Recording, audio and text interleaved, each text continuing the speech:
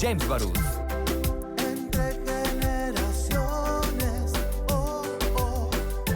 Muy buenos días, con el gusto de saludarles. Este es tu programa Entre Generaciones. Mi nombre es Christopher James Baruch y me da muchísimo gusto poderlos recibir esta mañana de miércoles desde Chihuahua para todo México. Recuérdense que Entre Generaciones es el único programa a nivel nacional que debatimos y analizamos todo con una perspectiva generacional, en donde invitamos a generación X, generación millennial, generación baby boomer, generación centennial. Pero como cada miércoles tocamos temas más puntuales y determinados, de determinada temática, hoy tenemos una invitada de lujo que nos va a platicar sobre las elecciones de Estados Unidos. Y es que mucha gente que nos escucha en radio 102.5 FM, que nos escucha en las redes sociales o que nos ve a través de Total Play, mucha gente tenemos una gran duda, y es que ¿por qué en Estados Unidos las elecciones son en noviembre? ¿Por qué en México son en el mes de junio? ¿Por qué en Estados Unidos aparentemente solo vemos 2 partidos políticos? Acá en México vemos que cada vez quieren haber más partidos políticos. ¿Cómo se vota en Estados Unidos? Luego escuchamos que una gente, que el voto individual, así como en México, no vale tanto en Estados Unidos, o no vale, que se vota por convenciones. Queremos saber todo, pero para eso invitamos a la mejor, a quien es consultora política internacional, que es para mí una experta en este tema y más sobre el tema, es una experta internacionalista, pero más en el tema de Estados Unidos, a mi amiga Lila Abed. Lila, ya había estado con nosotros, pero hoy pues queremos que nos dejes claro todo. Ahora sí que, como el manual del Dummy de elecciones de Estados Unidos, el ABC, el 1, 2, 3, para todas y todos los chihuahuenses. Hola Cris, ¿cómo estás? Muchas gracias por la invitación, feliz de estar con ustedes y pues sí, para tratar de hacer entender de una manera un poco más sencilla y fácil cómo funciona el sistema electoral en Estados Unidos, que bueno, que tú bien sabes es sumamente complejo, Cris, así que feliz de estar aquí contigo y con todo tu público. Gracias, Lila, te doy la más cordial bienvenida y me gustaría que escucháramos el contexto. Adelante, productor Omar Juárez, que ha de andar un poco desvelado porque ayer cumplió años. Adelante, Omar. El próximo 3 de noviembre, Estados Unidos tendrá elecciones presidenciales. En medio de la pandemia ocasionada por el coronavirus y una economía global seriamente afectada, una de las principales potencias del mundo designará a quien habrá de ocupar la Casa Blanca durante los próximos 4 años. Pero no es solo eso. El COVID y la economía son factores que habrán de influir en estas elecciones, además de manifestaciones, protestas y demandas del pueblo norteamericano, habrán de influir en la decisión de quién gobernará a uno de los principales socios comerciales de México, Donald Trump o Joe Biden. Hoy, Lila Abed, analista política internacional, nos explica cómo funciona el sistema electoral de Estados Unidos y nos plantea el panorama para el próximo mes de noviembre. Hablemos entre generaciones. Lila, yo sé que parece que voy a hacer preguntas muy básicas o muy bobas o muy obvias, pero la verdad es que mucha gente no entendemos, o sea, ni siquiera entendemos. Ahora sí que queremos saber lo básico, Lila. ¿Por qué en Estados Unidos aparentemente solo hay 2 partidos políticos, siendo un país con 500 millones de habitantes? Vaya, ¿por qué el más poblado de todo el continente americano? ¿Por qué 2 partidos? ¿Cómo funciona? ¿Cómo selecciona a los candidatos? ¿Qué es esto de primarias, secundarias? ¿Cómo se contabilizan los votos, Lila? Pues mira, Cris, sí, primero que nada me gustaría empezar con el hecho de que se fundó Estados Unidos con la tradición del Reino Unido, que también tiene un sistema parlamentario que es distinto al presidencial en Estados Unidos, pero también tienen como base a 2 partidos políticos dominantes, y lo mismo vemos en la trayectoria de Estados Unidos después de que los padres fundadores en la Convención Constitucional de 1787 empiezan a marcar con estos papeles federalistas que son muy importantes y que verdaderamente hacen una lista de las reglas para el sistema electoral, de cómo elegir al presidente, a la Cámara de Representantes, al Senado, y cómo funciona el hecho de que hay un colegio electoral, el voto popular, y ahorita hablamos un poco más a detalle sobre eso. Pero para empezar y así poner sobre la mesa, son 2 partidos políticos, están el Partido Demócrata y el Partido Republicano. La contienda electoral realmente empieza por ahí de febrero, cuando son las primarias internas de cada partido. Esto depende de quién es el presidente en turno. O sea, por ejemplo, en esta contienda electoral, el presidente actual, Donald Trump, es el candidato para el Partido Republicano. Entonces, la primaria del partido de Donald Trump, pues en realidad no tuvo muchas primarias. Sí se llevaron a cabo evidentemente las votaciones en los distintos estados, porque como sea, se tiene que llevar a cabo el procedimiento de elegir a los delegados, y que los delegados dentro de las primarias voten en la convención nacional de cada partido para nominar de manera oficial a la fórmula presidencial de Donald Trump y Mike Pence, como vimos hace un par de semanas en la Convención Nacional Republicana. Por su parte, el Partido Demócrata, que en estos momentos se encuentra fuera del poder, pues sí tuvo que celebrar una primaria un poco más movida y con muchos candidatos. Como lo vimos, fueron más de 20 candidatos al inicio de las primarias del Partido Demócrata. Y inician las primarias en estos 4 estados dentro del Partido Demócrata, que son los que empiezan a marcar el momentum, como empezaron en Iowa, luego en New Hampshire, luego Nevada y luego Carolina del Sur. Estos 4 estados tradicionalmente arrancan las primarias en el Partido Demócrata y ahí es a donde vas viendo qué candidato tiene fuerza y ahí se van saliendo candidato tras candidato dependiendo de cuántos votos vayan obteniendo y más importante aún cuántos delegados se les vayan otorgando en los primeros 4 estados de las primarias. Entonces algo muy interesante ocurrió, Chris, en esta contienda electoral, porque si bien recordamos en el estado de Iowa fue todo un lío, porque hubo un mal conteo de los votos, se cayó el sistema tecnológico, se tardaron en dar los resultados del ganador del estado de Iowa, que de hecho muchos analistas están tomando la primaria en el estado de Iowa como un ejemplo de lo que puede ocurrir en la contienda electoral del 3 de noviembre, dado que aparte de que Donald Trump ya dijo que va a haber fraude de Estados Unidos, ajá. Se puede caer el sistema. También no se puede caer el sistema. O sea, no es que se caiga el sistema como lo conocemos aquí en México, Chris. Okay. O sea, allá sí como lo tienen muy protegido. Sí, exactamente. No es así. O sea, las primarias, es que son muy diferentes las primarias que la elección presidencial. O sea, las primarias son, ya para no dejarlo muy claro, las primarias son la contienda interna de cada partido político para elegir a su candidato presidencial y entonces ya el candidato presidencial elige a su fórmula y le da formalidad a esa fórmula en sus convenciones nacional demócratas. Fue muy interesante y esto es lo que te quería compartir más que nada, es que Joe Biden en realidad no le fue bien en las primarias. Al principio, en los primeros 3 estados, de hecho quedó casi en tercero y cuarto lugar y no fue hasta Carolina del Sur, que fue el último de los 4 primeros estados en donde realmente repuntó y entonces culminó en este supermartes que es el 3 de marzo, en donde se eligen que se llevan a cabo 14 estados, hacen contiendas de la primaria. Entonces es una celebración enorme porque hay muchos delegados que se les puede otorgar a los candidatos y es ahí a donde Biden empieza a ganar. Se empiezan a salir todos los candidatos y nada más queda Bernie Sanders y Joe Biden a partir del supermartes del 3 de marzo. Luego vimos de Bernie Sanders en apoyo al candidato Biden. Entonces, en realidad se quedó ya como el presunto nominado Biden después de que la salida de Bernie Sanders y ya entonces llegó a la Convención Nacional Demócrata para darle formalidad en donde los delegados tienen que ir a votar para el candidato que ellos representan y darle entonces formalidad a la fórmula presidencial. Ahora, las convenciones nacionales normalmente se esperan que sean sin controversia. ¿Por qué? Porque si llegan varios candidatos que no logran la cantidad de delegados necesarios para convertirse en candidato antes de llegar a la convención nacional, entonces ahí se puede hacer una convención nacional controversial o disputada, como se llama en Estados Unidos, y entonces ahí se arma todo un lío que no pasa mucho en Estados Unidos, pero suele ocurrir, en donde entonces llevan a cabo muchas rondas de votación, Chris, para elegir a la fórmula presidencial.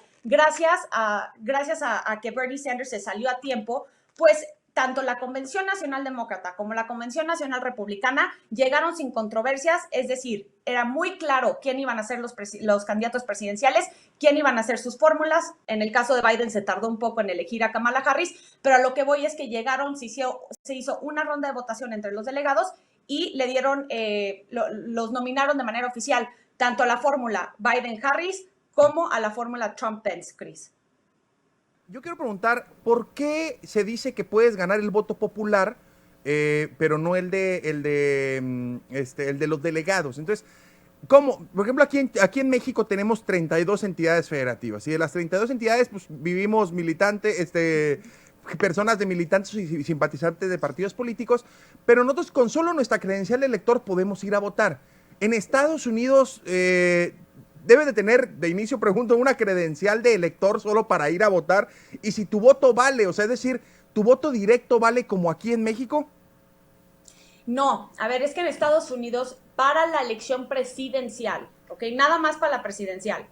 es un voto indirecto. A ver, el voto popular, tú como ciudadano vas y votas en las urnas, el día de la elección, y eso, el conteo del voto popular sí importa, porque mucha gente dice, bueno, no importa porque está el colegio electoral, que es el que marca el triunfo del candidato que se convierte entonces en el presidente. Empecemos con el voto popular. A ver, vamos a tomar un ejemplo para que ojalá se dé a entender un poco de una manera más sencilla. Vamos a decir que estamos en el estado de California.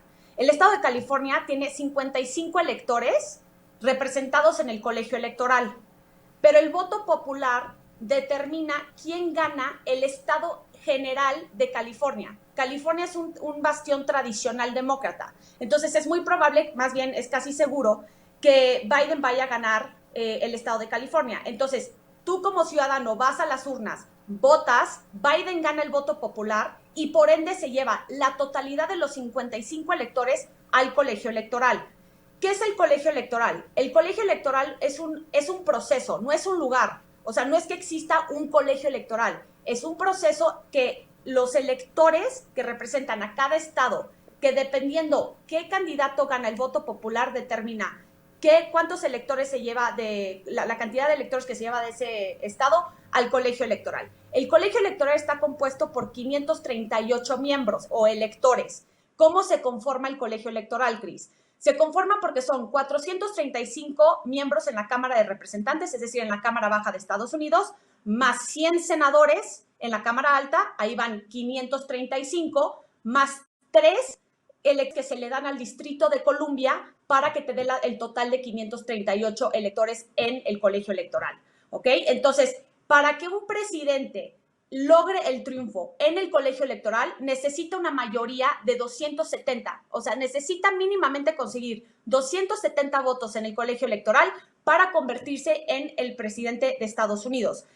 ¿Por qué a veces no empata el voto popular con el colegio electoral? A ver, vamos a ser muy claros. Desde 1787 únicamente ha ocurrido 5 veces en la historia de Estados Unidos que no empata el voto popular con el voto del colegio electoral. Esto ocurrió 3 veces en el siglo XIX, en la elección presidencial del 2000, cuando Al Gore gana el voto popular, pero pierde el colegio electoral y por ende se hace Bush el presidente de Estados Unidos, y en la última contienda electoral que vimos en Estados Unidos en el 2016, cuando Clinton gana el voto popular por casi 3 millones de votos, pero pierde el colegio electoral y entonces Trump gana la Casa Blanca. Esto se da porque los padres fundadores tomaban en cuenta que no querían que las masas democráticas o que un candidato podría apelar a las emociones erráticas de la población. Entonces querían tener un sistema electoral indirecto para proteger al sistema presidencial de aquellas emociones populistas que puedan influir en el voto del ciudadano, que irónicamente ahora tienen a Trump, que es un populista de primera, pero bueno, en esa época ese era el pensamiento de los padres fundadores. Entonces no es que no importe el voto popular, sí importa porque determina cuántos electores se lleva cada candidato dependiendo quién gana el voto popular de cada estado. Ahora, hay unos estados bisagra, que estos son los más importantes, Chris. Creo que tú ya los has escuchado. Por ejemplo, Michigan, Ohio, Wisconsin, Florida, ahora Arizona, porque están cambiando las tendencias electorales dentro del sistema electoral en Estados Unidos, en donde no necesariamente marcan una tendencia como bastión tradicional que favorecen a un partido u otro. Como te mencionaba, California normalmente es un bastión tradicional del Partido Demócrata, como Texas es un bastión tradicional del Partido Republicano. Pero hay ciertos estados, como los que te acabo de mencionar, que deciden por quién van a votar dependiendo del candidato y dependiendo de las ideas y de la plataforma política que presenten en ese ciclo electoral. Y por eso se tienen que enfocar los candidatos en hacer una campaña muy fuerte en estos estados, porque al final necesitan esos votos en el colegio electoral para alcanzar los 270 de los 538 electores en el colegio electoral. Y por eso ahorita vemos, Chris, que tanto Trump como Biden se encuentran viajando a Minnesota, a Wisconsin, a Michigan, a Florida, porque necesitan asegurar esos estados para llegar a los 270 votos en el colegio electoral. Excelente, Lila, vamos a corte, pero para la gente que nos está escuchando, estamos hablando con Lila Abed, ella es internacionalista y nos está platicando, ahora sí que el ABC y el 1, 2, 3, el manual del Dummy del proceso electoral de Estados Unidos. Y te agradezco mucho, Lila. Esto es una masterclass. Prendan el radio, 102.5 FM, pongan redes sociales y 173 de Total Play. Estamos entre generaciones. Continuamos.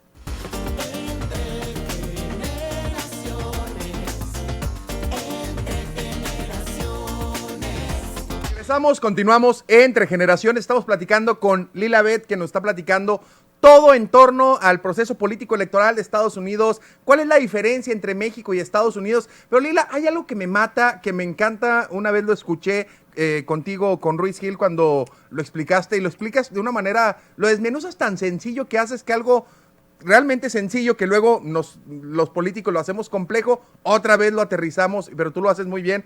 ¿Por qué en Estados Unidos pareciera que solo hay, o realmente solo hay dos partidos políticos? Vemos que aquí en México, México Libre no consiguió un registro, luego el Partido Encuentro Social, que ahora es solidario y ya no sé qué onda, y pareciera que aquí en México es negocio, o pareciera negocio en algunas entidades, que cada quien tenga su propio partido político. Vaya, hay partidos políticos locales, hay partidos políticos nacionales, pero en Estados Unidos vemos...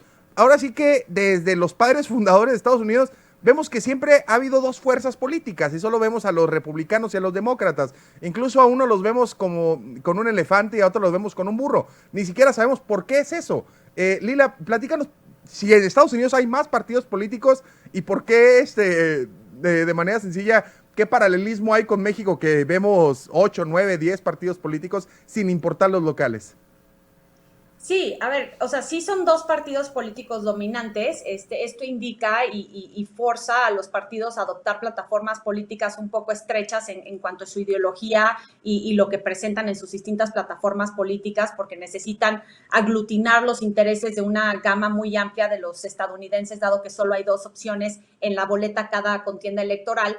Claro que hay candidatos independientes, Cris, y de partidos terceros, pero no logran obtener un porcentaje lo suficientemente alto para realmente posicionarse en una boleta presidencial. Ya, por ejemplo, en las gobernaturas y para candidaturas estatales, a veces sí puede que gane un independiente. De hecho, Bernie Sanders es un senador apoyado por los demócratas, pero es un senador independiente por parte que representa al estado de Vermont. Pero también hay un gobernador independiente en Alaska, o lo hubo en el 2004. Entonces, sí hay candidatos que obtienen, como lo vemos en México, en Nuevo León, que obtienen ciertos puestos importantes dentro de la política estadounidense, pero ya para una contienda electoral presidencial es sumamente difícil que un partido político ajeno a los dos dominantes o un candidato independiente le pueda hacer, pues, realmente una contienda a los partidos dominantes en Estados Unidos. Esto, claro que le da mucha estabilidad al sistema estadounidense, aunque en épocas recientes hemos visto cómo la polarización política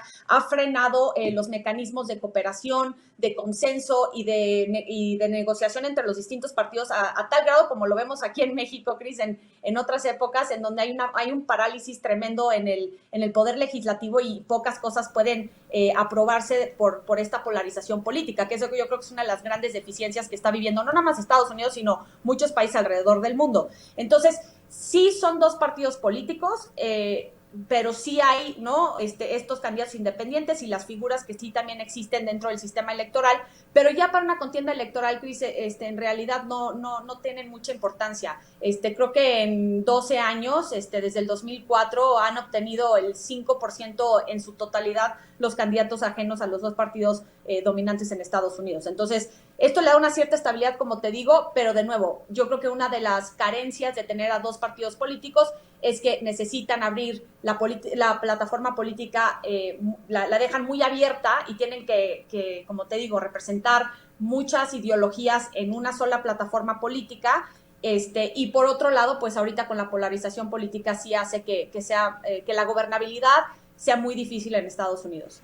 Si yo fuera estadounidense y quisiera decidir por quién me voy entre republicanos o demócratas, de manera sencilla, ¿cómo podemos identificar la empatía que pueda tener yo como ciudadano según mi ideología con un partido o con otro partido? Es decir, si bien es cierto, al ser dos fuerzas políticas, bueno, pues tienen que ampliar su plataforma ideológica, vaya, de todo, propuesta, todo lo tienen que ampliar para lograr aglutinar al mayor número de ciudadanos.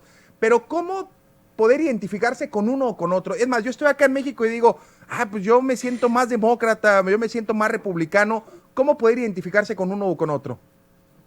Sí, y a ver, es que, ¿sabes qué? Parte del problema de esta polarización política, Cris, es que los dos partidos ideológicamente tienden a hacerse más extremistas. Entonces, este punto medio se ha debilitado en Estados Unidos y si algo dejó claro las elecciones intermedias del 2018 es que el votante quiere una postura más de centro que de una extrema, tanto de una extrema derecha como una extrema izquierda. A ver, para ponértelo de manera sencilla. Los demócratas hoy en día tienen una ala sumamente extremista de izquierda, que es donde se está tratando de aprovechar del discurso de Donald Trump. Esta ala izquierda la representa, por ejemplo, Bernie Sanders, Alexandra Ocasio-Cortez, Elizabeth Warren, y ellos creen pues en cuestiones que para nosotros no necesariamente los consideramos como de ultra izquierda, pero bueno, seguro social universal, el que haya las colegiaturas sean gratuitas a nivel universitario, que sean un poco más promigrantes, que se lleven a cabo medidas proteccionistas para proteger al mercado estadounidense interno,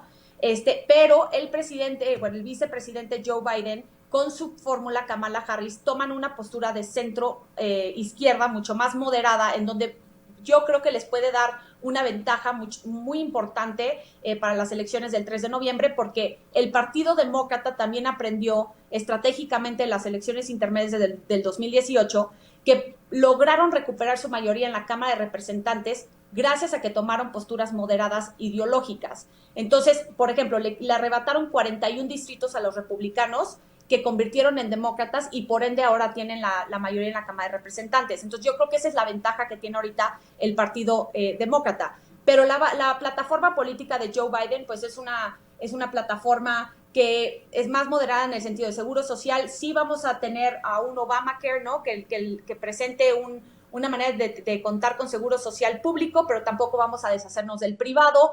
Vamos a tener tratados de libre comercio, pero tampoco vamos a tomar medidas sumamente proteccionistas.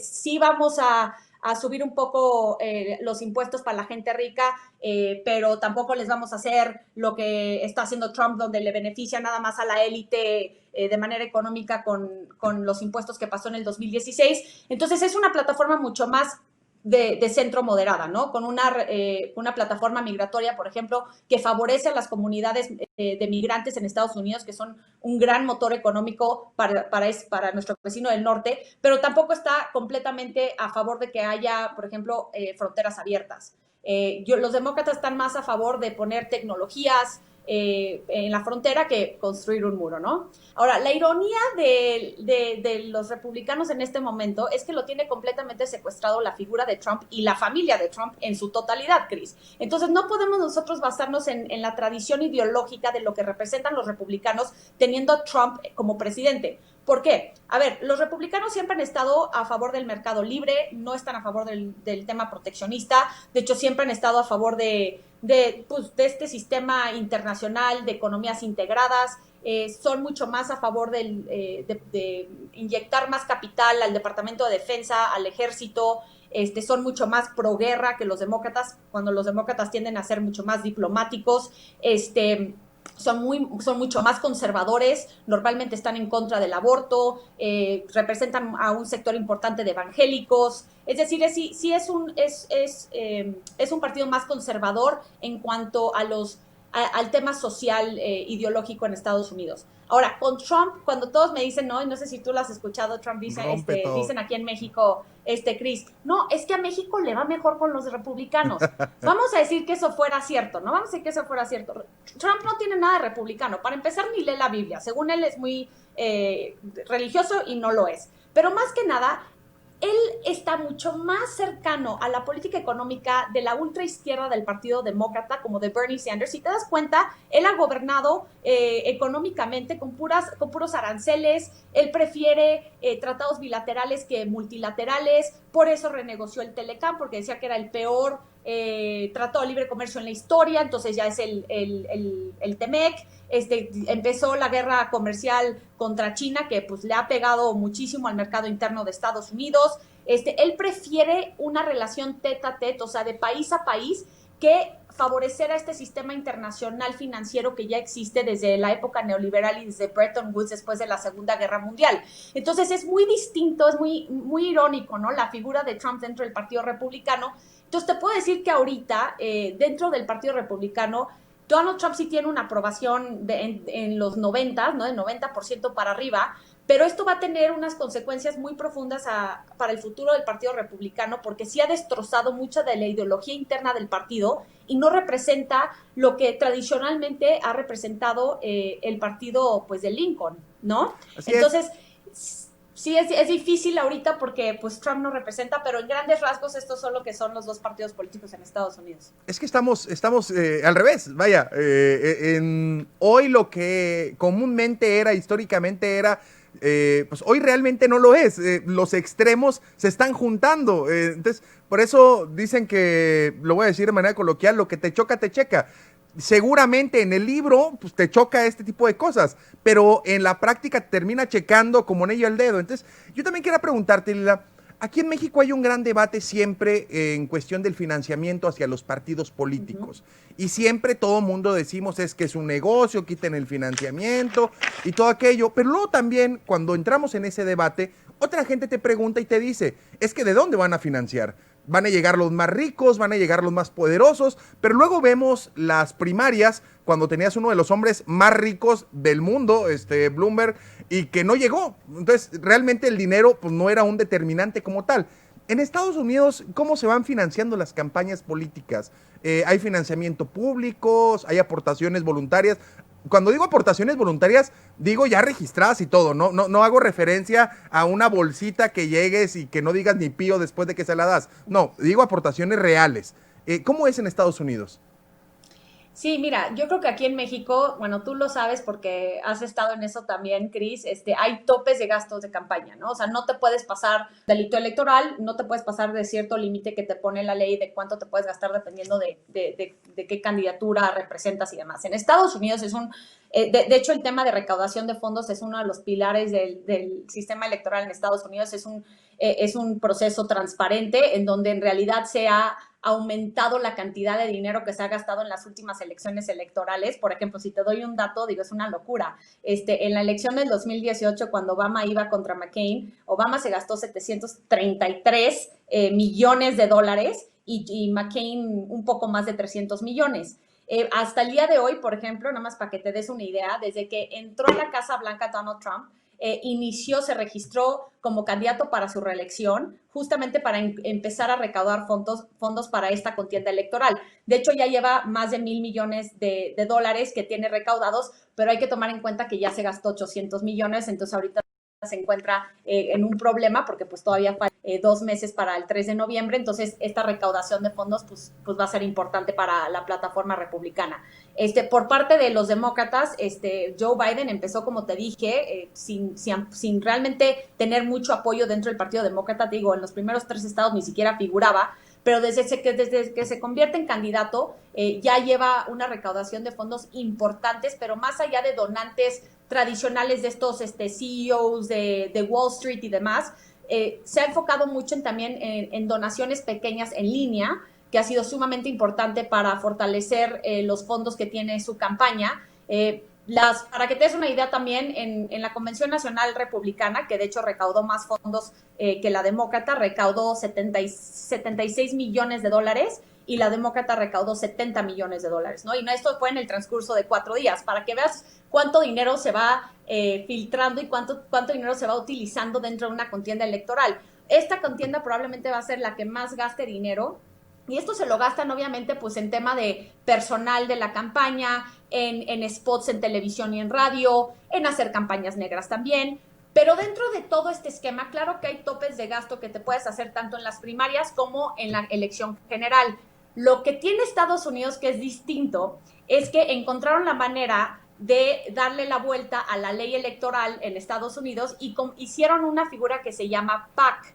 PAC es una comisión de política de acción, así se traduce en español, pero finalmente son estos como fondos independientes que pueden, sin límite de cuánto pueden recaudar, que representan, por ejemplo, a lobbies, ¿no? A estos cabildeos que hacen en el Congreso de Estados Unidos, a corporaciones, a organizaciones laborales, y también hay super PACs, que son comisiones independientes que también pues tienen cantidades ilimitadas que no son necesariamente, no, por ejemplo, un super PAC no te dice vas a darle dinero a Biden o a Trump, te dice vamos a apoyar a la ideología conservadora, ¿no? O vamos a apoyar a la ideología liberal. Entonces, esos super PACs agarran este dinero para una idea o una plataforma política, ya que tienen ese dinero, pues entonces se va para apoyar a los distintos candidatos de una manera pues un poquito más distinta que darle directamente el dinero al candidato o a la base del candidato presidencial. Esto se le llama dinero duro y dinero blando. El dinero duro es justamente la aportación que tú le haces directamente al candidato y a su campaña, y el dinero blando es lo que se le aportan a estos PACs para que entonces ese dinero se utilice a favor del candidato sin decir que es directamente al candidato, ¿no? Entonces, por ejemplo, yo si quiero apoyar a Biden, en las primarias tienes un tope de gasto de $2,500, vamos a ponerle, ¿no? Y en la elección general de $5,000. Pero si tú ya llegaste al tope de gasto para apoyar al candidato que tú quieres que gane, puedes aportar a los PACs, ¿no? Entonces es una manera también en donde se van recaudando muchísimo dinero, millones y millones de dólares, para apoyar a los candidatos en turno en la elección general, Cris. Entonces por eso vemos estas cantidades enormes, ¿no? De millones y millones de dólares que se utilizan en una campaña electoral en Estados Unidos, pero así funciona en Estados Unidos. Excelente, la verdad es que estoy como el primer día de la universidad aprendiendo todo y no me queda duda que toda la gente que nos está escuchando en radio 102.5 FM, que nos ve en redes sociales y que nos ve en Total Play, también lo están haciendo. Estamos platicando con Lila Abed, platicando sobre el sistema político electoral de Estados Unidos. Ella es una experta internacionalista. Y vamos a corte, Lila, para regresar al tercer bloque. Continuamos.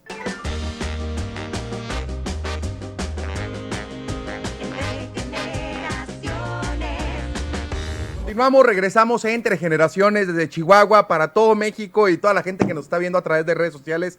Estamos platicando con Lila Abed, ella es experta internacionalista y todo el programa la verdad es que nos ha dejado clarísimo desde lo más básico hasta la cuestión de financiamientos. Y en este tercer bloque, Lila, me gustaría aterrizar más a cómo va ahorita la situación. Estamos a 9 de septiembre, estamos a casi nada de elegir a quien va a ser el próximo presidente del principal socio comercial de nuestro país.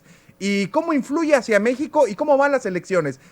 Ahora sí que, quién se ve como favorito, quién va ganando, cómo van?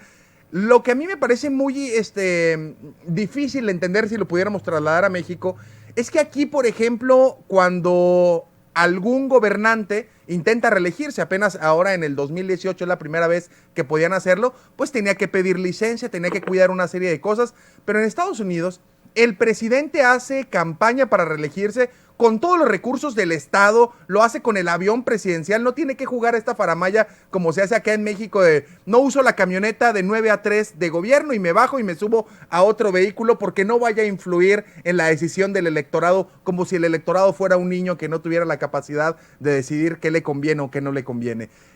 ¿Cómo pasa eso en Estados Unidos y cómo va la elección hasta el momento, Lila?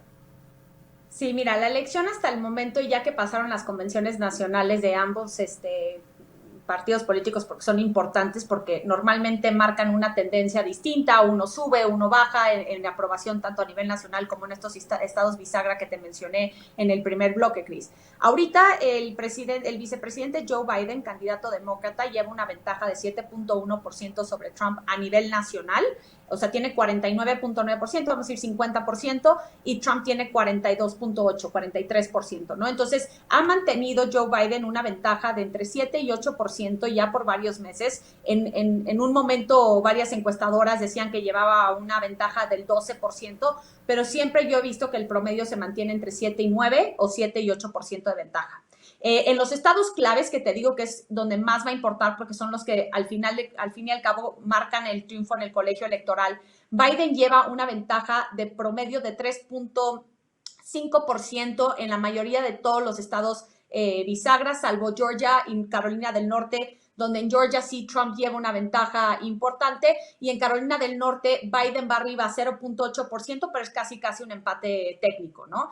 Estos estados bisagra son los que hay que de verdad ponerle atención, porque muchos decían, a ver, es que las encuestas no importan y siempre fallan, porque en la elección del 2016 decían que iba a ganar Hillary Clinton y no ganó. Es que no fallaron las encuestadoras. Hillary Clinton ganó el voto popular por casi más de 3 millones de votos. Lo que pasa es que si tú no te enfocas en cómo van los estados bisagra, de nuevo, puede que ganes el voto popular y pierdas el colegio electoral. De hecho, Donald Trump ganó 3 estados bisagra, en total, los 3 por 80,000 votos, Cris. O sea, por 80,000 votos, gracias a eso, a ese margen que es menor de 1% en estos 3 estados, le otorgaron todos los electores de esos 3 estados a Donald Trump y le dio el triunfo en el colegio electoral para llegar a los 270 que se requieren en el colegio electoral para convertirse en presidente de Estados Unidos. Por eso hay que enfocarnos más en los estados bisagra, en los estados claves, cómo se van moviendo las encuestas para ver cómo se van a posicionar los electores en el colegio electoral. Para darte una idea ahorita, Biden lleva 212 votos en el colegio electoral, ¿no? Tomando en cuenta cómo van las aprobaciones en distintos estados y en los estados bisagra. Es decir, si lleva 212, Cris, solamente necesita 58 más para obtener los 270 en el colegio electoral.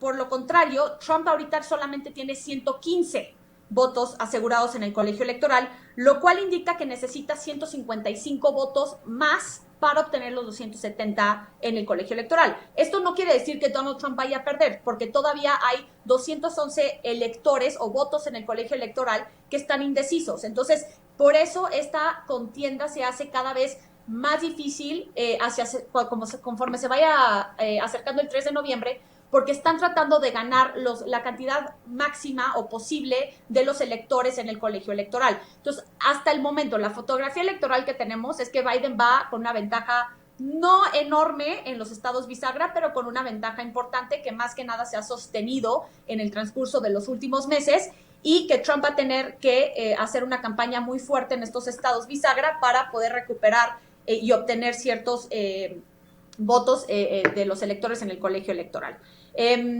Sí es interesante lo que dices de que pues en Estados Unidos el presidente en turno tiene todo el poder del gobierno, ¿no? Para hacer campaña de manera abierta. Sin embargo, en realidad sí hay ciertas leyes federales que prohíben al presidente utilizar, por ejemplo, propiedad federal, como lo hizo ahorita en la Convención Nacional Republicana Trump. Por ejemplo, está la ley Hatch, que dice que no puedes utilizar la propiedad federal como la Casa Blanca, como Fort Myers, donde dio su discurso el vicepresidente Pence, para fines políticos, ¿no? Porque es propiedad federal. Al igual que tampoco servidores públicos pueden utilizar sus puestos para fines políticos. Lo mismo lo vimos, por ejemplo, con el discurso que dio el secretario de Estado Mike Pompeo desde Jerusalén. Esto fue la primera vez, Cris, en la historia de Estados Unidos, cuando el diplomático más importante de Estados Unidos utiliza su puesto en una convención nacional dirigida a pedir votos para un candidato en turno.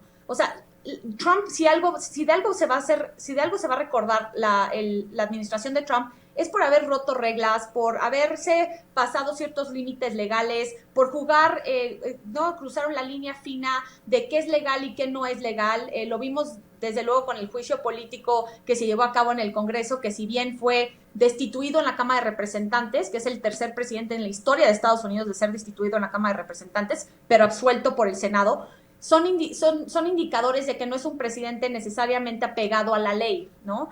Entonces, claro que sí puede utilizar la fuerza del puesto y de la oficina oval, pero más allá de eso sí hay ciertas limitaciones que marca la ley, ya si las respeta o no, pues eso vemos que a Donald Trump no le importa mucho, pero sí va a ser una contienda muy reñida, y lo que me preocupa a mí, Cris, es que, como ya tú bien sabes, el presidente Trump ya lanzó la amenaza, ¿no?, de que puede haber fraude electoral en Estados Unidos, y esto sí puede hacer que la transición pacífica del poder, que es uno de los bastiones tradicionales del sistema electoral en Estados Unidos, se ponga en riesgo. Porque aparte el hecho debido a la pandemia, se espera que 80 millones de personas vayan a votar y emitir su voto por correo.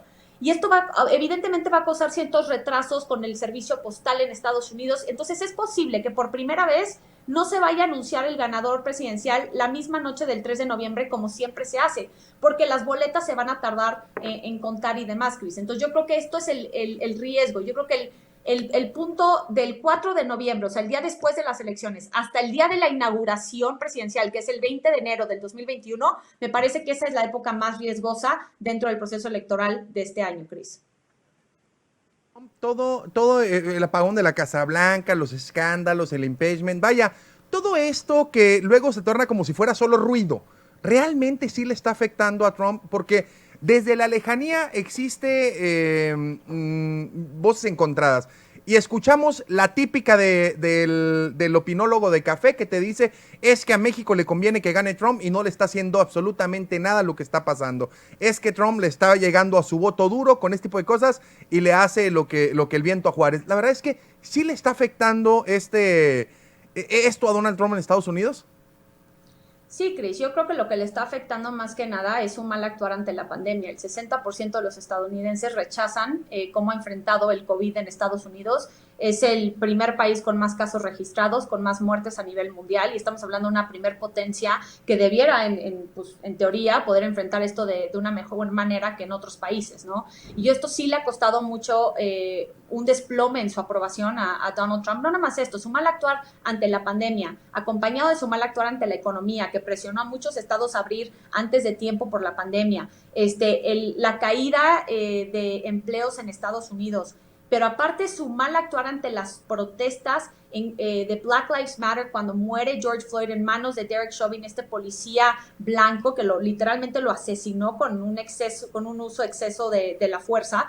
Y el hecho de que Donald Trump tenía la oportunidad de unir al país y decidió utilizar esto para polarizar y dividir más, ahora posicionándose como el presidente de la ley y la orden, que no es nada nuevo, esto lo utilizó Nixon en su momento, ¿no? Pero está tratando de resucitar, inculcar mucho miedo para como utilizarlo como un motor de decir, si llegan los demócratas, primero va a llegar el socialismo a Estados Unidos, ¿no? Va a ser los izquierdistas radicales, lo cual no es cierto.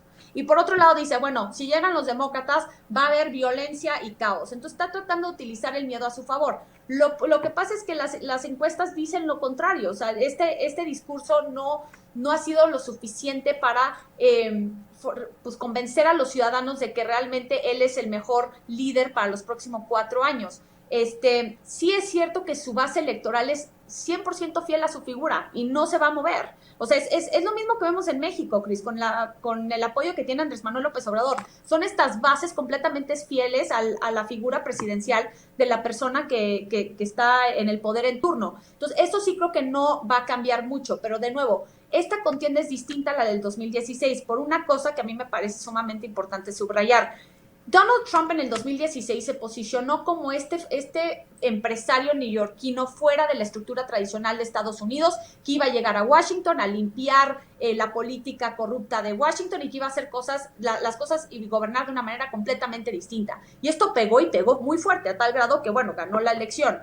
Pero ahora ya fue presidente 3 años y medio. Ahora se le tiene que juzgar por lo que ha hecho y por lo que no ha hecho. Ya este experimento de que es una figura fuera de la estructura tradicional ya se agotó. Y ahora sí tienes con qué juzgar y con qué decidir si es el mejor o no posicionado para seguir en la Casa Blanca 4 años más. Y todo indica hasta el momento, Cris, que no es así. Ahora, todavía tú y yo bien sabemos que en la política todo puede pasar y faltan 60 días para la elección. Pero sí creo que esta estrategia electoral de decir voy a utilizar el miedo, la división, el racismo, la polarización y todavía decir que va a haber fraude electoral cuando los estudios y la experiencia propia de muchos estados que han utilizado el voto por correo durante años, hay una mínima posibilidad de que haya fraude electoral. Literal es 0.00008% de que vaya a haber fraude electoral. Entonces es imposible, que haya fraude electoral. Lo que sí puede haber son ciertos retrasos del conteo de las boletas si se emite por correo, pero fraude electoral es casi imposible que se lleve a cabo en Estados Unidos, Chris.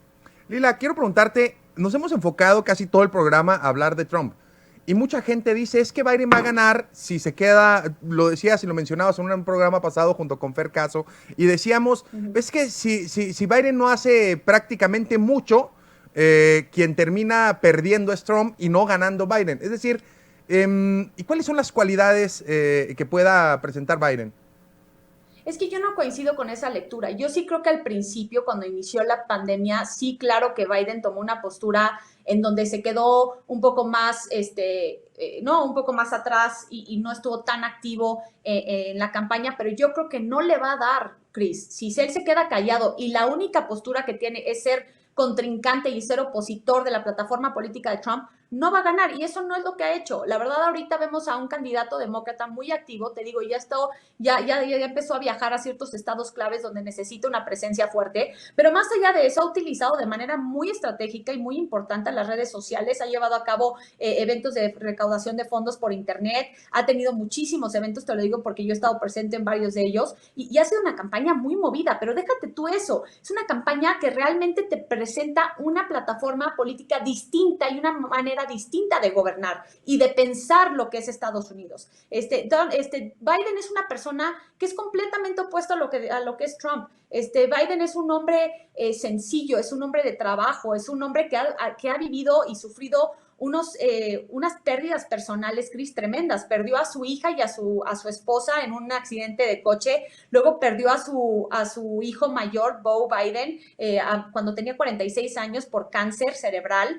Él mismo tuvo que tener una cirugía cerebral en su momento, Biden. Es un hombre que realmente sabe el dolor humano, que lo conoce, que sabe conectar con las personas, es empático, es una persona con experiencia, fue senador de Delaware 36 años, vicepresidente de Obama 8 años, es una persona con convicciones, con principios, y yo creo que eso es lo que él presenta, ¿no? Muy al contrario de Donald Trump, que es una persona que pues la verdad lo único que le importa es sí mismo, y eso lo ha demostrado, pero no es una opinión, eso lo ha demostrado una y otra vez, en donde ni siquiera sabe llegar a negociaciones con sus contrincantes, todo el tiempo quiere gobernar con amenazas y por medio de medidas de mano dura. Digo, lo hemos vivido nosotros como mexicanos teniéndolo a él como presidente, Chris, y aquí si quieres nos podemos meter un poco a lo que significaría si llega un Biden a la Casa Blanca para México y si permanece Trump 4 años más, pero empezando con Trump, y justamente para darte unos ejemplos de cómo nada más le importa a sí mismo y su aprobación,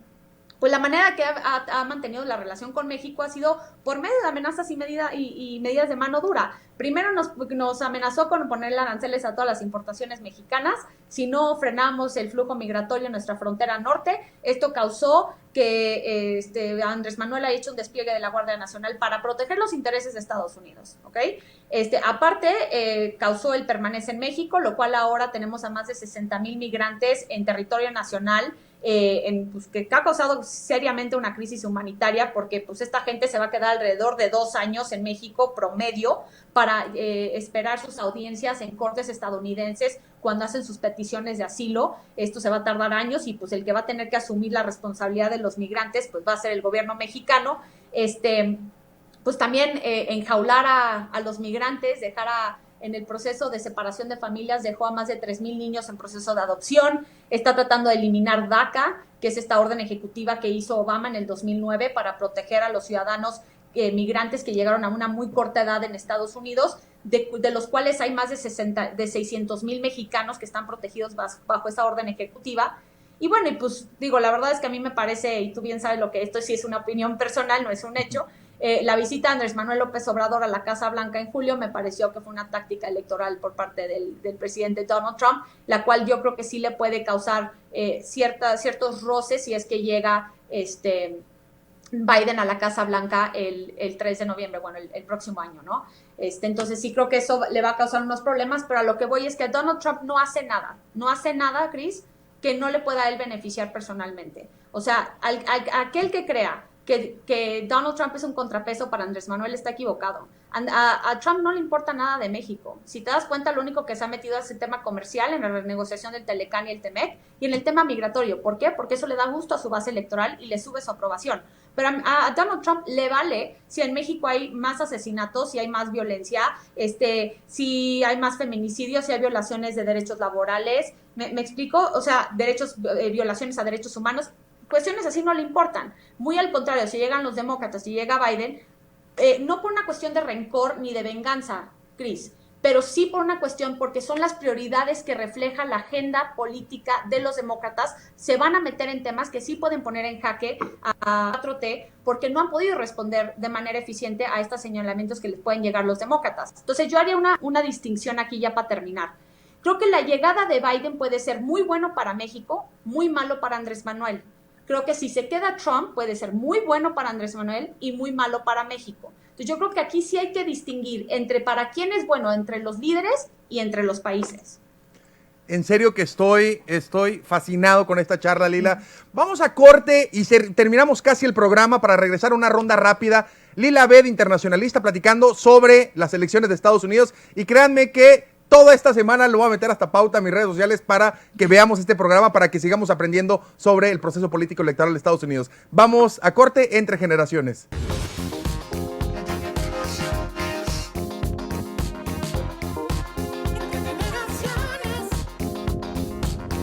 Ronda rápida, continuamos entre generaciones. Lila Abed, ronda rápida. Te hago una palabra y tú me contestas lo primero que se te viene a la mente. Democracia. Híjole, libertad. Manifestaciones. Derecho fundamental. Donald Trump. Racismo. Estados Unidos. Híjole, nuestro vecino del norte. Elecciones. Necesarias pero no suficientes para mantener la democracia. Joe Biden. Empático. Migrantes. Motor económico. Racismo. Deplorable. Bipartidismo. Necesario. Temec. Renovación. AMLO. Híjole, Presidente desafortunado. Bueno. Noviembre de 2020. Elección presidencial. Mira, nos queda 1 minuto y medio, Lila, pero no quiero irme sin que tú cierres, pero sobre todo nos diga de manera rápida el voto latino. ¿Qué tan importante es? El voto latino va a ser muy importante porque representa, bueno, vamos a decir, los grupos minoritarios en este ciclo electoral representan el 30.5% del padrón electoral. Hay 32 millones de latinos, es el grupo minoritario más grande actualmente en Estados Unidos. Esto le sigue por 30 millones de afroamericanos y 11 millones de asiáticos. Ahorita el voto latino favorece a Biden un 66% a comparación de 24% a Trump. Y esto es muy importante porque en estos estados bisagra que te mencioné hay muchos latinos y muchos grupos minoritarios que van a formar una parte integral de quién vaya a ganar estos estados. Entonces, yo creo que ahorita Donald Trump está tratando de jalar un poco, de atraer más el voto tanto afroamericano como latino, que verdaderamente lo tiene pues casi seguro Biden, pero no nada más esto. Eligiendo a Kamala Harris como su fórmula fue una estrategia que yo creo que le va a rendir frutos, porque Kamala tiene una aprobación con las mujeres, con la comunidad afroamericana, y aparte tiene una alta aprobación con los grupos latinos. De hecho, hicieron una encuesta, Cris, recientemente en los estados clave, en donde el 59% de los latinos dijeron que se sienten ahora más entusiasmados que antes para votar por Biden, gracias a que Kamala Harris se sumó como su fórmula. Entonces va a ser súper importante, y creo que este grupo minoritario y los 32 millones de latinos van a ser muy importantes en la contienda electoral. Nada más me gustaría decir que sí, los latinos en Estados Unidos representan una gama de intereses, o sea, tenemos que diferenciar entre los mexicanos estadounidenses con los cubanos venezolanos que, por ejemplo, se encuentran en Florida, que tienden a favorecer un poco más a Trump y a sus medidas en contra de Venezuela. Entonces yo creo que esto sí va a ser importante, pero definitivamente el voto latino va a ser clave en estas elecciones. Muchísimas gracias. Se fue 1 hora, se fue volando, Lila. Muchas gracias por esta masterclass. Muchas gracias por explicarnos el ABC, el manual del dummy de las elecciones de Estados Unidos. Gracias por acompañarnos. Invitada de lujo, Lila Abed, internacionalista, experta en temas de Estados Unidos. Gracias por acompañarnos entre generaciones. Mi nombre es Christopher James Barús, y no se les olvide que a esta vida venimos a ser amigos, a hacer historia, pero sobre todo a ser felices. Nos vemos el próximo lunes.